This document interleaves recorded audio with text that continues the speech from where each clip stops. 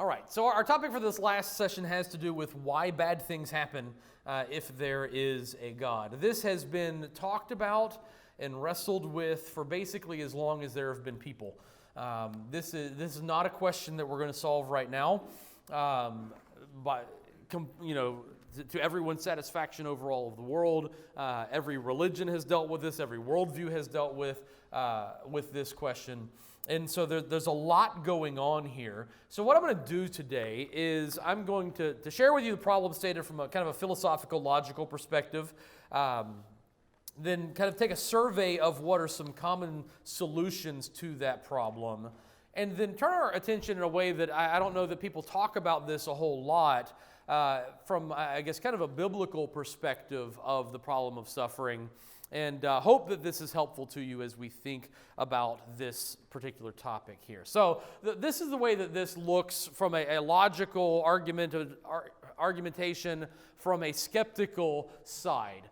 God is all-powerful, so he has the ability to stop any evil that is out there. God is all good or all loving, and so he would want to stop any evil that is out there. God is all knowing, so he knows about all the evil that is out there, and yet evil exists. And what the skeptic would say is that all four of these things cannot be simultaneously true. That if evil exists, it must mean that either God is not all-powerful, or God is not all good, or that God is not all-knowing, or that there is no God to begin with. And so this is the logical problem of evil, as it is called sometimes. And what we're going to start by doing is running through a variety of different ways that people have suggested responding to this. Honestly, this is not a particularly compelling argument to me. The philosophical, logical perspective, because I think there are all sorts of ways to point out the flaws in one or the other of the perspectives that are being implied here along the way. So, but at the same time, there is a real problem of evil that needs to be dealt with. And the real problem of evil is not this logical one, but it's the emotional one. It's not that we can't sit here right now and say, I could pick that apart in a million different ways. And the problem is when bad things happen to us personally. And when it's a mountain of bad things that happen to us personally at once. And that's when we struggle. It's not just saying, oh, intellectually, I can't wrap my mind around this. It's when life hurts us. That's where the problems really begin to show up. So how might we respond to this sort of perspective, this sort of logical formulation of, here are these things that Christians believe to be true, yet here's the fourth one that clearly stands in conflict with these other three, and it's impossible for them all to be true. So either your God isn't who you say he is, or there's no God at all. Well, here are some ways that people have addressed this, starting with what people have called kind of a mitigating circumstances sort of defense, that the logical problem of evil is not ironclad because logical apparent contradictions can very often have mitigating circumstances that make it clear that that's not the case. Here's an example I like to give to students at class down where I teach. I could say I have a Honda Civic, and I could say I didn't have a car to take to work today. How can both of those things possibly be true at the same time? I have a car and I don't have a car. Well, maybe my wife borrowed it. Maybe it's in the shop. Maybe it's a model Honda Civic. It's not a full-size one. It's sitting on my desk because I like how they look. And I can't take it to work unless I get two of them and I strap them to my feet and roller skate on them. But I can't take it to work because it's just not a drivable car. So you look at those two things that seem to be contradictory, and as you think about it, no, there are mitigating circumstances that make it clear that the logical problem is not ironclad. One that I came across in something I was reading at one point that I think is perhaps informative along these lines is this set of propositions. First, my cat will eat all of the mice in my house. Second, there are mice in my house. Therefore, I don't have a cat. Wait a second. He's over there, being lazy and useless. I know I have a cat. The fact that he's not done this thing that I think he's going to do doesn't disprove his existence. So what's going on? Well, maybe the conclusion is this cat is worthless and I need a different cat. That's kind of redundant, isn't it? This cat is worthless. Maybe the conclusion is that this cat, like the proposition said, the cat will eat all the mice in the house. He's being lazy and worthless right now because he's just got done eating 3 others, and I've got a massive infestation. It's just going to take him a while. He will eat all of the mice in the house. Well, what does that have to do with anything religiously? Well, maybe the biblical perspective is not that God won't allow evil in the world right now, but that God will eventually solve the problem of evil in His own way and in His own time, on His own schedule. That's when He's going to do this. An all-powerful, all-knowing, all-good being will abolish all evil. Just because He doesn't do it on our timeline doesn't mean that He's not going to do it at all. It doesn't mean that He's not all good. Maybe there are plans for some of these things. There's a lot of ways of thinking about that particular issue that I think are more intellectually satisfying than, well, I guess God doesn't exist then, without actually wrestling with it in a deeper sort of way. Another interesting approach that people have taken is saying the problem here is that from a human perspective, we have limited understanding. We have a limited perspective compared to where God views the universe and what God sees when He sees human suffering. And I think we can understand that at least on some level. We can understand that because there have been times, there have been places where we have experienced something bad, and as awful as it was as we experienced it, when we looked back on it from a different perspective, we see something different than what we saw before. In the moment, it feels like the worst possible thing that we could ever endure, and when we look back on it, what we see is the greatest that we've ever grown in our lives. We see friendships that drew ever closer than we could have thought, ever could have imagined that they would have. Our experiences with suffering and illness and death very often bring us the greatest personal and spiritual growth that we ever face in this life. And so maybe that little picture of seeing how things can work out sometimes is a clue that's true in more realms than we realized. You see this with Joseph in the Bible, where Joseph is, of course, sold into slavery by his brothers, and everything goes bad for him every step of the way. Every time he seems to be making some progress, he gets knocked back down a few pegs. And in the end, what he says is, "You sold me here, but God sent me here. You sold me as a slave, but God sent me to preserve life." And his later perspective looking back has a different view than what he surely had those first few nights as he's lying in a bed in Potiphar's house going, "When is my dad going to come save me?" To the point that his dad never does. And once he's promoted at the end, he names his first son, "Thank God I forgot about my father's house," basically. He's done with that life. But when it all comes back to him again, he looks at it in a very different kind of way. With time and perspective, most of us can find at least some good reasons for at least some of the suffering and tragedy and pain that we experience. And if most of us can find some good reasons for some of the suffering, isn't it at least possible that from God's viewpoint, there is good reasons for all of it, whether or not we can see it? Let me give you an analogy I came across somewhere along the way. I don't even remember where I picked this one up. And on the one hand, it's ridiculous, but on the other hand, I think it's pretty poignant, which is why I keep coming back to it. But the story is of, it's really a story, it's not a history story, of a hunter who's going through the woods, and he comes across a bear that's caught in a trap.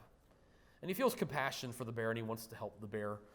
He wants to rescue the bear, get him out of the trap, and so in his sympathy, he tries to free this bear. And so you say, all right, I've got a bear caught in a trap who's scared and hurt and angry. How do I help the bear, right? So first he takes some food out of his backpack and tries to coax the favor of the bear with the food. But the bear will have none of it. He growls and snarls, and from his bear perspective, maybe he thinks this guy's taunting me, dangling food in front of me that I'm never going to get, or whatever it may be the bear's thinking. He's not having any of it. And so he tries and tries, and nothing will happen. So eventually, he takes his tranquilizer gun, which I guess he has for the point of the story. He takes his tranquilizer gun and shoots the bear. Now what do you think the bear thinks about this guy? Clearly my enemy, right? He just shot me, and I'm losing consciousness. So the hunter then approaches the bear. And I don't know if you know how these bear traps work, but a lot of these sorts of traps, the only way you can release the catch is by pushing in harder in order to set it free to then release it. So now in his minimal consciousness, this guy that taunted him and then shot him is now squeezing the trap on his leg. This guy is out to cause me the greatest pain I could ever experience, right? No. What is the guy doing? Every step of the way, he's trying to help. He has the greatest sympathy that he could possibly have. Yet the bear can't possibly comprehend what the guy is doing because, well, it's a bear, first of all. It's not capable of this kind of thought. And everything that the guy does seems to hurt him more, not help him. So if everything that you're doing hurts me more, how can I come to the conclusion that you're helping me? And yet the hunter is just trying to help. That's all he's trying to do.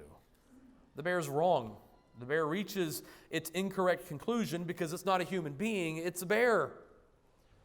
And how can we be certain that this isn't a fair analogy of the difference between us and God? That we can't understand the ways of God any more than a bear can understand the actions of the hunter. That it might seem like we're hurting more and we're hurting more and we're hurting more, but every step of the way, God has something in store for us that is far greater than that. He's seeking to release us from something. He's seeking to bring us a greater blessing than we could possibly imagine. And so, I think there's something to be said for this. Sometimes something that looks like evil isn't necessarily evil. And very often, with perspective, we can see that from the other side. And sometimes even if it is evil, even if it is bad, even if it is something horrific that's come upon our lives, when we look at it from a different perspective, we can see that there was good in it, even if it itself was bad. Another way of thinking about this is to think about the practical value of some pain. That there are some things that are quote-unquote evil that actually are good. I mean, the bear example, as silly as it is, I think does at least kind of make that point. He has to endure the pain in order to be set free. There's value to that pain. But there is more than just that. Pain does us a lot of good, whether or not we like to think about it. And without it, we would struggle in a variety of ways. Modern day leprosy is not the same thing as biblical leprosy. And there is a doctor who's done a lot of work in leper colonies. His name's Paul Brand. You've probably seen some of his books, or maybe you've seen some of his books. He's written with Philip Yancey on the value of suffering. And he's dealt with these leper colonies. And a lot of their problem is rooted in the fact that they don't feel pain.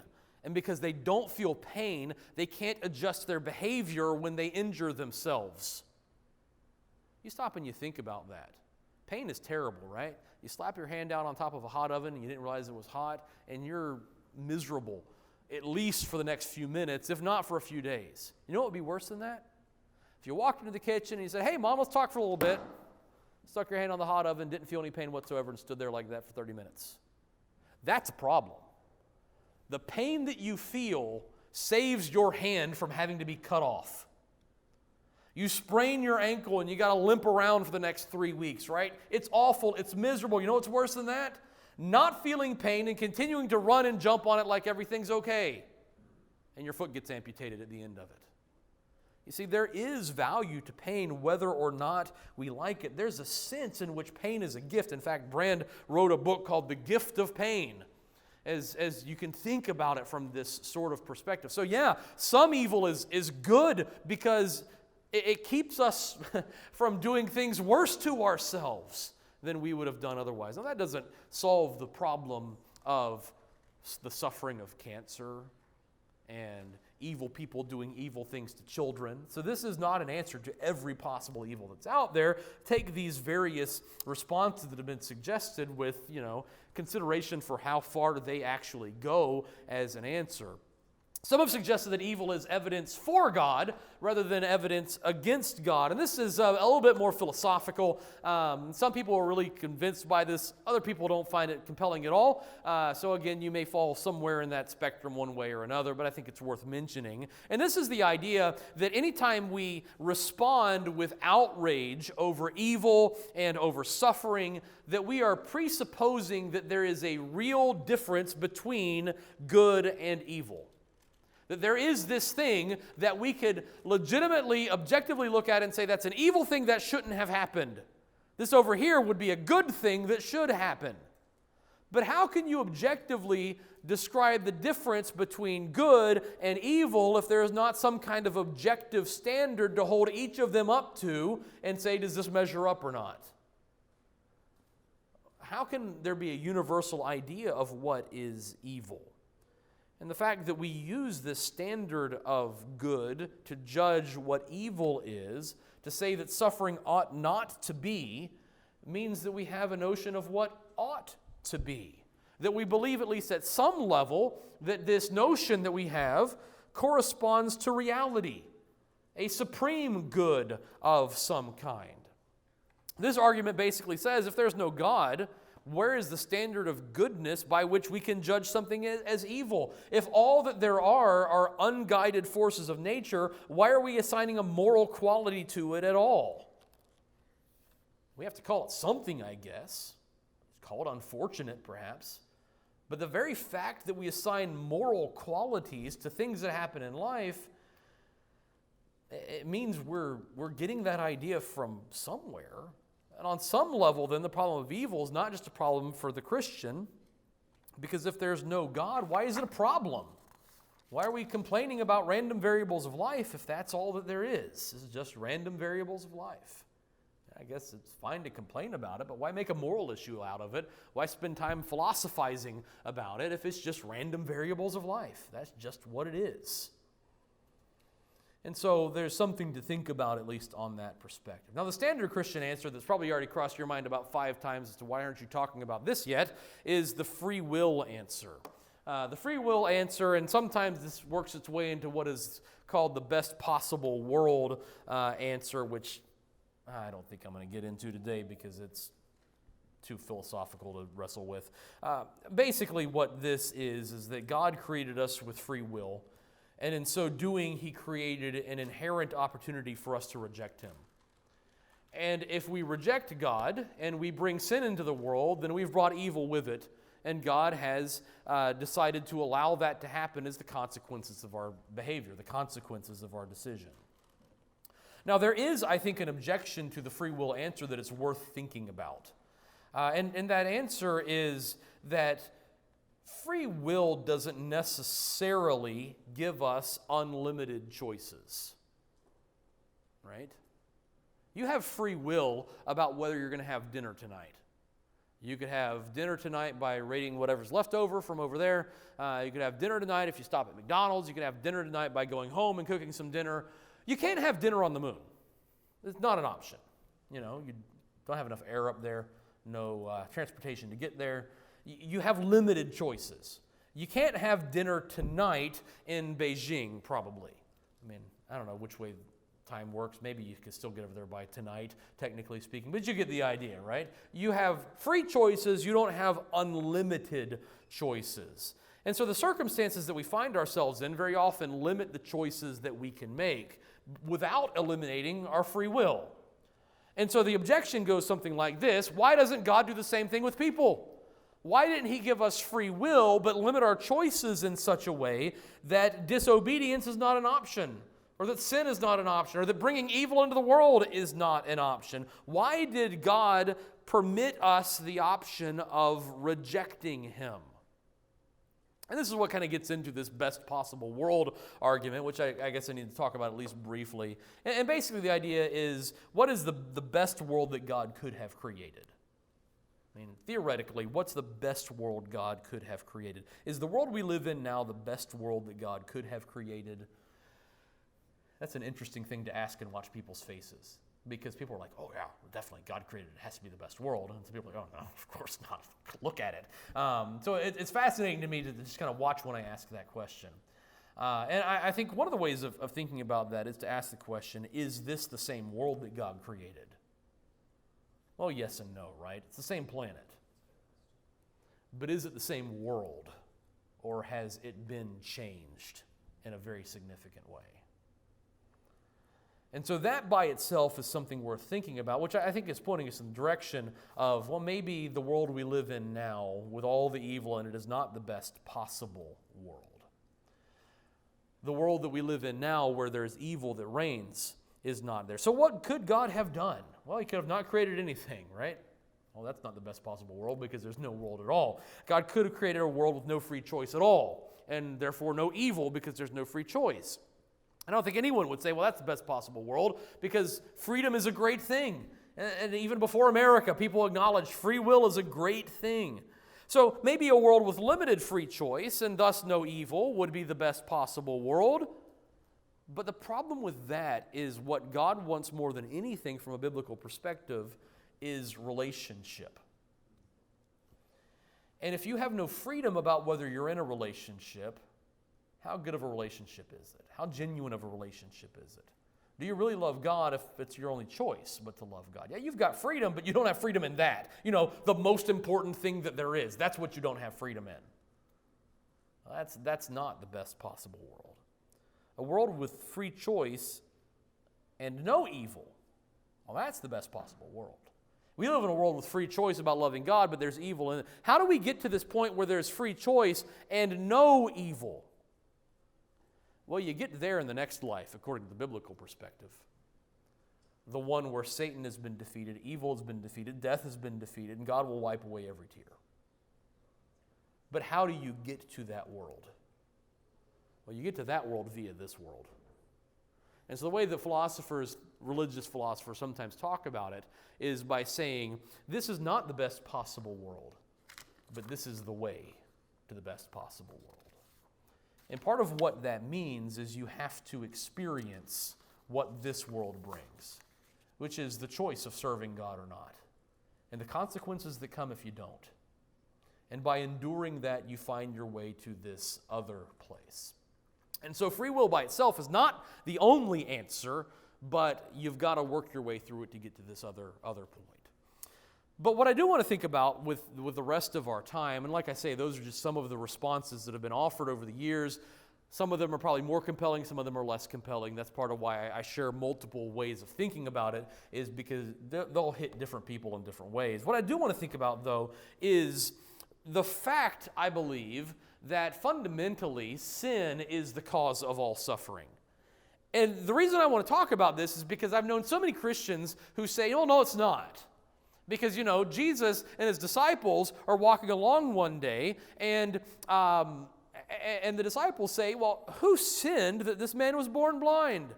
And Jesus says, that sin doesn't have anything to do with it. What are you talking about, guys? This man was born blind so that God's power might be displayed in him. And we take that passage and we say, aha, therefore sin has nothing to do with suffering. Or we read the book of Job, right, where Job is suffering, and his friends say, Job, you must have done something wrong to bring this upon yourself. And Job says, no, I didn't. And they say, yes, you did. And that's like 80% of the book of Job is them arguing over this question. Did your sin cause this suffering or not? And God shows up and says to Eliphaz, you have not spoken correctly concerning me as my servant Job has. No, you can't rationalize that sin doesn't bring suffering in that kind of way. And so we come to the conclusion, sin has nothing to do with suffering. Well, it's not that simple. And I want to think about it in a little bit more of a particular way. We can talk about this, for example, in a very broad sort of perspective where you say, yeah, sin is the cause of all suffering because sin is what changed the nature of the world. Where because it was a perfect world until sin entered, and with sin came the curse, and with the curse came suffering, therefore sin is the cause of all suffering, in that very broad sort of perspective. But what I want to think about is something a little bit more specific than just that. Because I think as we break this down more specifically, we can look at this in helpful ways. And we can think about this in helpful ways. Is it true that every bit of suffering is a punishment for that person's sin? No, it's not. And that's what Jesus is talking about there. And that's what God is dealing with in the book of Job. You can't just go around pointing your fingers at people going, hey, you're suffering? It's because you're a sinner, that's why. That's not helpful to anybody. But are there ways that sin and suffering are connected from a biblical perspective or from sometimes just a common sense perspective? Yeah, there are. And I think that's an important thing to think about as well. So, for example, sometimes suffering is just the natural consequence of sin. That PowerPoint looks terrible. I'm sorry about that. Sometimes suffering is a natural consequence of sin. And anybody within any common sense at all can look at two scenarios and draw the line of connection between the suffering and the sin. For example, someone walks into a bank with a gun to rob it and gets shot. His suffering is directly related to his sin, right? You've got someone who is exceedingly promiscuous, and their goal is to sleep with as many people as they possibly can, and lo and behold, they get an STD. Who would have ever thought, right? Their suffering is a consequence of their sin. You draw the line, there's no question about it, right? So sometimes that is just the case, and it is obvious to anyone who is looking. And in spite of the fact that Jesus says this man's suffering didn't cause his sin, in spite of the fact that Job's friends were wrong that his suffering came from sin, sometimes suffering is, in fact, a punishment for sin. Nadab and Abihu sinned, and they were struck down for it. Ananias and Sapphira sinned, and they were struck down for it. Uzzah sinned, and he was struck down for it. In John chapter 5, Jesus tells the man who had been lame, who he had healed, stop sinning lest something worse happen to you. There's an implication there that if you sin, something bad might happen as a result of it. So yeah, it is possible, biblically speaking, for sometimes at least, suffering to be a punishment for sin.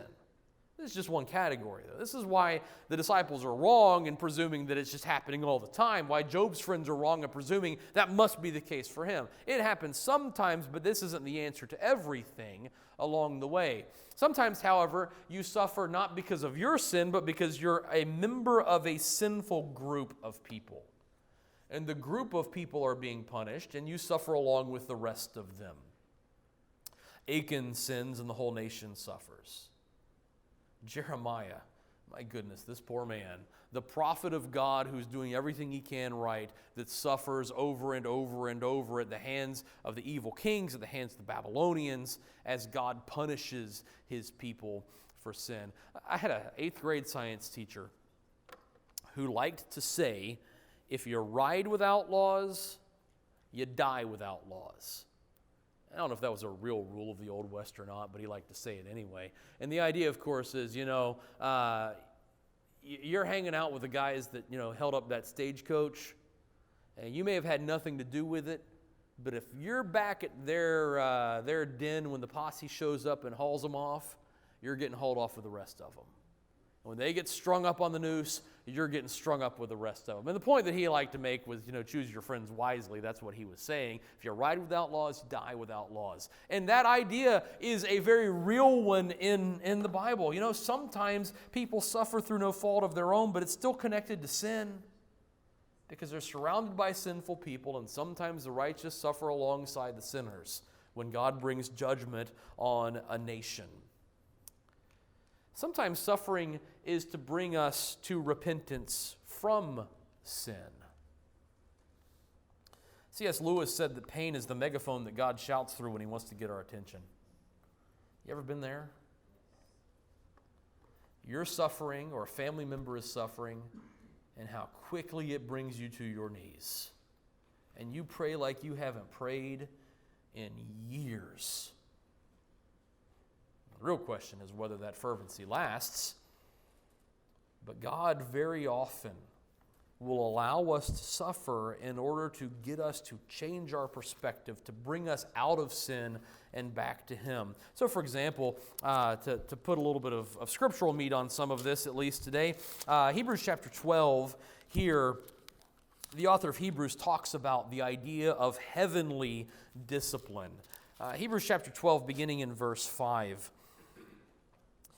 Have you forgotten the exhortation that addresses you as sons? My son, do not regard lightly the discipline of the Lord, nor be weary when reproved by Him. For the Lord disciplines the one He loves and chastises every son whom He receives. It is for discipline that you have to endure. God is treating you as sons. For what son is there whom his father does not discipline? If you are left without discipline in which you have participated, then you are illegitimate children and not sons. Besides this, we have had earthly fathers who disciplined us, and we respected them. Shall we not much more be subject to the Father of spirits and lived? For they disciplined us for a short time, as seemed best to them, but He disciplines us for our good, that we may share His holiness. For the moment, all discipline seems painful rather than pleasant, but later it yields the peaceful fruit of righteousness to those who have been trained by it. My guess is just about every adult who was raised by a loving parent, for all their faults they may have had, look back and say, you know what? I hated it at the time, but I'm glad they raised me the way they did. Now, there are exceptions to that, I know. Not every parent was a good, loving parent, I know. But the number of people who were raised by loving parents who disciplined them that look back and say, man, I hated it at the time, but I'm so glad I was raised the way I was raised. That happens constantly in this world. And if that's true with human parents, how much more is it true with the Father of spirits, as the author of Hebrews says, to listen to the discipline that He brings us? In Luke chapter 13, Jesus is talking about some current events, basically, is what He's talking about here. Luke chapter 13 in verses 1 through 5. There were some present at that very time who told Him about the Galileans whose blood Pilate had mingled with their sacrifices. And He answered them, do you think that these Galileans were worse sinners than all the other Galileans because they suffered in this way? No, but I tell you, unless you repent, you will all likewise perish. Or those 18 on whom the tower in Siloam fell and killed them, do you think they were worse offenders than all the others who lived in Jerusalem? No, I tell you, but unless you repent, you will all likewise perish. Here's suffering that they're not enduring. Here's suffering that someone else is enduring. It's not their own discipline. It's looking at what's going around. These people didn't suffer because they're so much worse than everyone else. They suffered to bring you to repentance.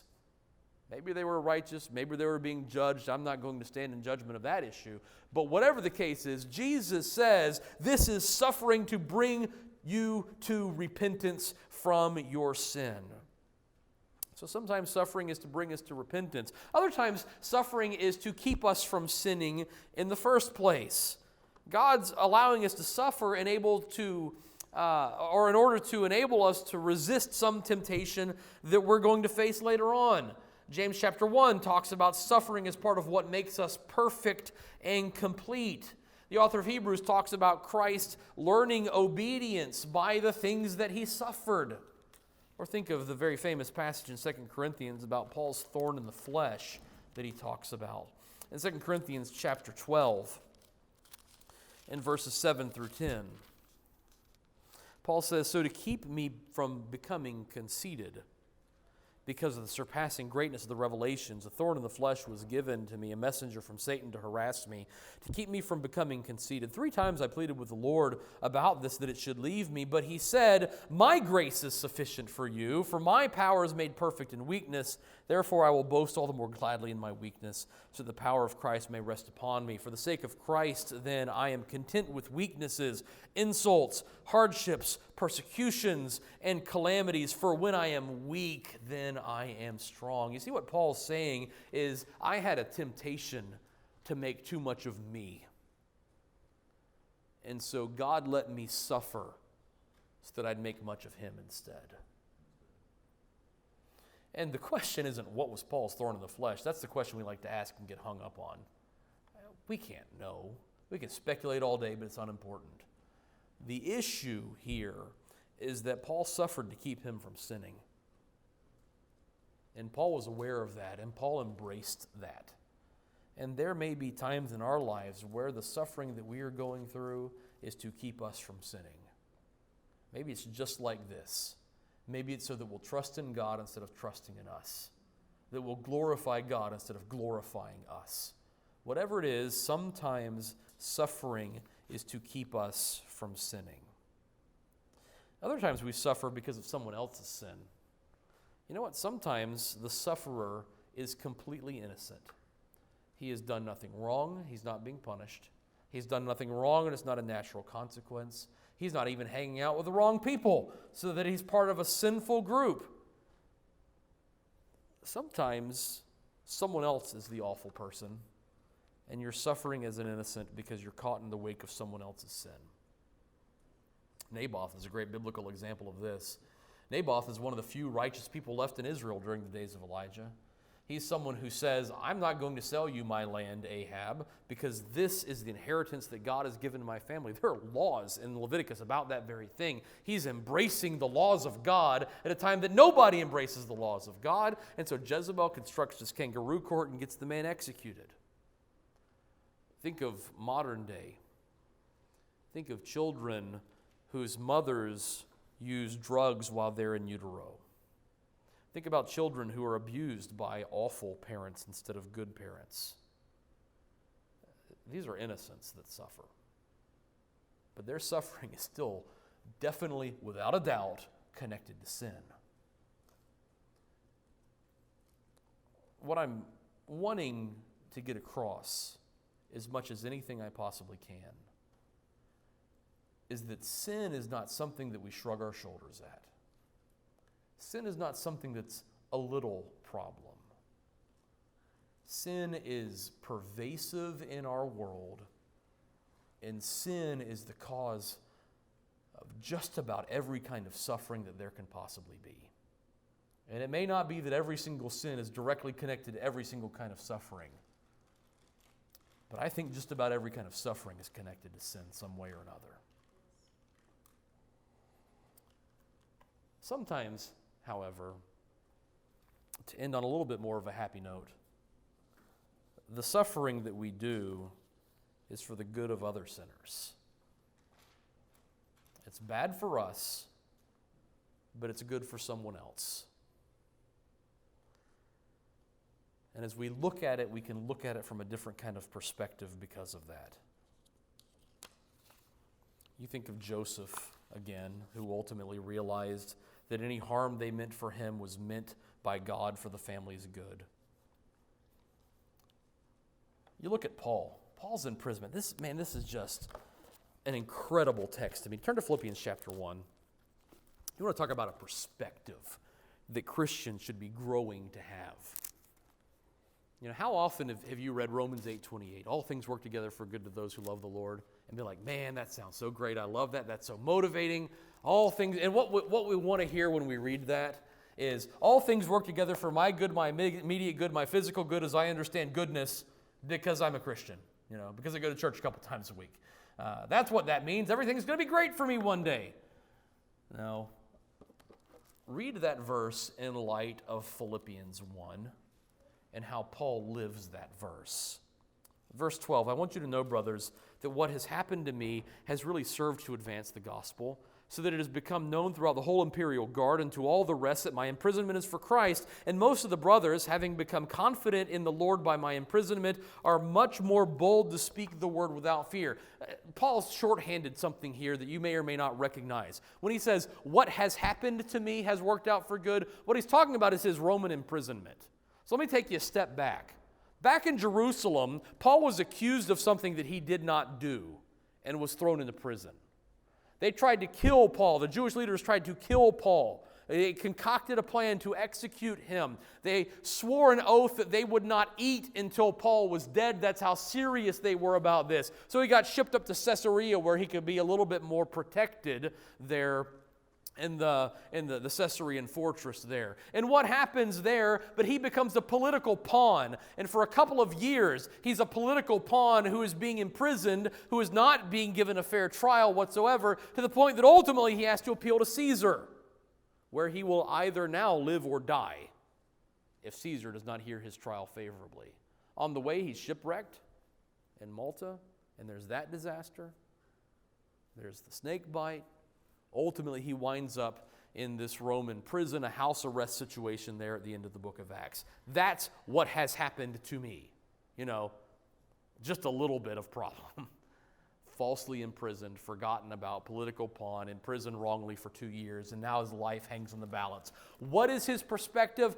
This has worked out for the best. Why? Because I got to preach the gospel to people that wouldn't get to hear the gospel before. I got to preach to the imperial guard. I wouldn't have had a chance to preach to them. The brethren are emboldened by my imprisonment so that they are preaching the gospel more now as well. He goes on to say, some indeed preach from envy and rivalry, but others from goodwill. The latter do it out of love, knowing that I'm put here for the defense of the gospel. The former proclaim Christ out of selfish ambition, not sincerely, but thinking to afflict me in my imprisonment. There are people out there preaching the gospel with the entire motive that it's going to make Paul's life worse. I can't imagine anything rubbing Paul the wrong way much more than that. You want to talk about someone defiling the gospel of Jesus. Short of preaching a different gospel, it's hard to imagine it being much worse than that. Preaching with the motivation of making anybody's life worse. That's why you're preaching the gospel? What then? Only that in every way, whether in pretense or in truth, Christ is proclaimed. And in that I rejoice, yes, and I will rejoice. And he goes on to say, you know what? The end of my trial isn't certain yet. I may live and I may die.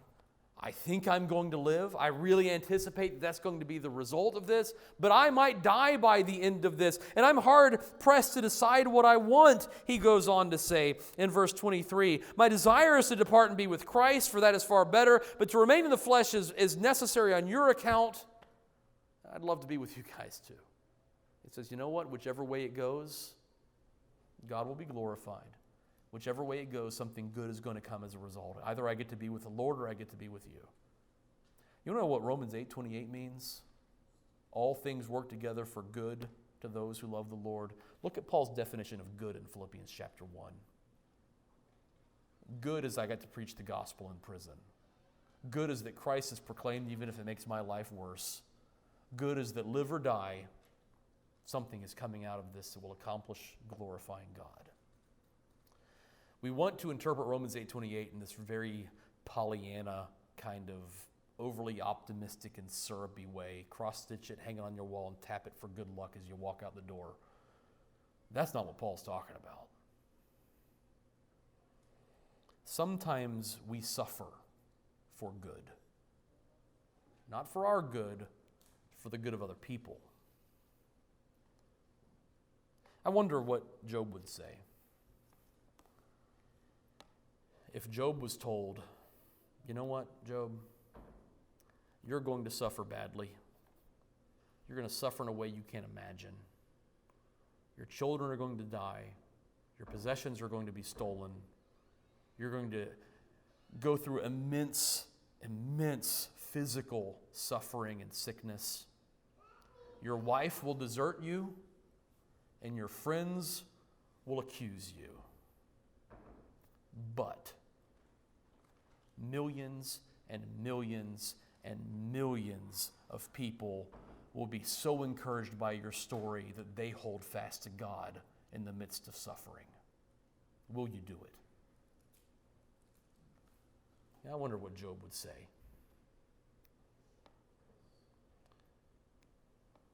I don't know. I just don't know the answer to that question. But I would like to think that as Job looks down on us, and Job sees that millions have been encouraged by his story, that he can now say from this perspective, yeah, it was worth it. It was terrible then, but look at the good that has come from what I endured. And I said finally a second ago, but let me offer you one last category. I don't have it on the screen. But it's the category of a person who fits nearly every one of these categories. A person who suffered as punishment for sin, not his own, but punishment for sin. Someone who suffered because the nation was being punished, in a sense. Someone who suffered to bring repentance. Someone who suffered to keep us from sin.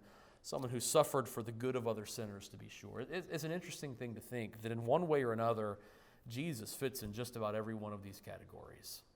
And you want to talk about an innocent sufferer. There is no one who compares to Jesus as an innocent sufferer. And to me, that is the greatest answer to the problem of evil, is that God came and experienced it too. And he experienced it to eradicate it, to bring the ultimate solution to this, so that the pathway could be open to live with God eternally. I feel like I should do an altar call right now. I mean, this is built-in invitation material right here. He suffered so that we can go to him and not suffer. And what a glorious thought that is. All right, well, I'm going to stop talking and see if there's questions to be asked on this last session. Any cards with questions on them or hands that want to be raised as we're drawing near to our end today? Any questions? All right, well, that will conclude our time today. I do hope it's been helpful to you. This is the first time I've done something like this. I know it's a lot of different kind of information to kind of pile in this way. So I hope you've been able to profit from this. As we've said, it's all being recorded. You can come back and look at it once it's made public and look at it one at a time a little bit more slowly if you'd like to. Tomorrow we're going to come back, and during the Bible class hour, we're going to talk about what I like to call bad arguments for God, which are things that we need to avoid saying because they're stupid. And yet Christians say them all the time, so let's get that out of our vocabulary. So we'll talk about bad arguments for God in the 10 o'clock hour, is that right? 10 o'clock? And then in our worship service hour, we're going to talk about the issue of doubt, which is something that is more universal than a lot of people like to admit.